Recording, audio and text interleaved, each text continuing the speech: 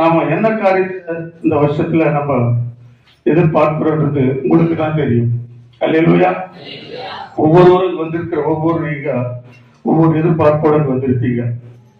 இந்த வருஷம் முழுவதும் போன 2025 வருஷத்துல நீங்க எதிர்பார்த்திருப்பீங்க. உண்மையிலேயே அது நிறைவேறாம போயிருக்கு. அல்லேலூயா. காரணம் என்னன்னா, நம்ம விசுவாசிக்கணும், கர்த்தரமா அதிகமா நேசிக்கணும். நம்ம கிறிஸ்துவ இருந்தா மட்டும் போதாது, அனுதினமும் வேதம் வாசிக்கணும், ஜெபிக்கணும், அதை தியானிக்கணும். நம்ம ஒரு சிலர் அதை செய்யறதே இல்லை. சர்ச்சைக்கு வரோம், போறோம், ரைட், அவ்வளோதான், அப்படிதான் இருந்துடணும். ஆனா வருகிற நாட்கள்ல பாருங்க, நீங்க நல்ல ஒரு ஜெபிக்கிறவங்களா இருக்கணும். கர்த்தர்கிட்ட நீங்க ஆசீர்வாதம் பெற்றுக்கணும் அப்படின்னு நினைச்சீங்கன்னா உண்மையிலே நீங்க ஜெபிக்கலாம் இருக்கணும். நீங்க அக்கம் பக்கத்துல சாட்சி உள்ளதா இருக்கணும். அல்லேலூயா, அல்லேலூயா.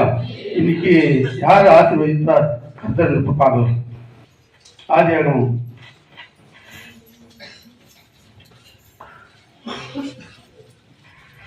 12ஆம் அதிகாரம், நானே வாசிக்கிறேன், நீங்க யாரும் வாசிக்கிறீங்க.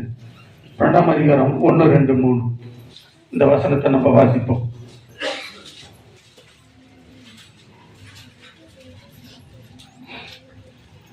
கர்த்தர் ஆபிரகாமை நோக்கி, உன் தேசத்தையும் உன் இனத்தையும் உன் தகப்பனுடைய வீட்டையும் புறப்பட்டு நான் உனக்கு காண்பிக்கும் தேசத்திற்கு போ.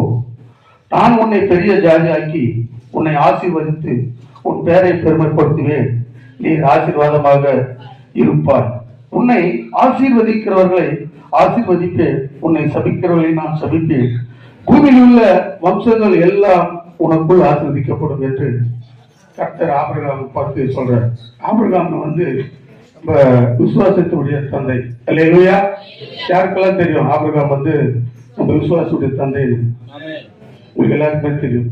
பாருங்க, கர்த்தர் ஆபிரகாம ஒரு ஆவிக்குரிய தகப்பனா எடுத்து பயன்படுத்துறார். அவர் மூலியமா தான் இந்த சந்ததிகள்லாம் உருவாது. ஏன்னா கர்த்தருடைய பிறப்பு பார்த்தீங்கன்னா ஆபிரகாம் முதல் தாவீது வரை பார்த்தீங்கன்னா 14 தலைமுறை இருக்குது. அல்லேலூயா. ஆனா எல்லாத்துக்கும் தலைமை யாரு அப்படின்னா ஆபிரகாம் தான். ஆபிரகாம் பாரு, உண்மையிலே நல்ல ஒரு விசுவாசமான ஒரு மனுஷன்.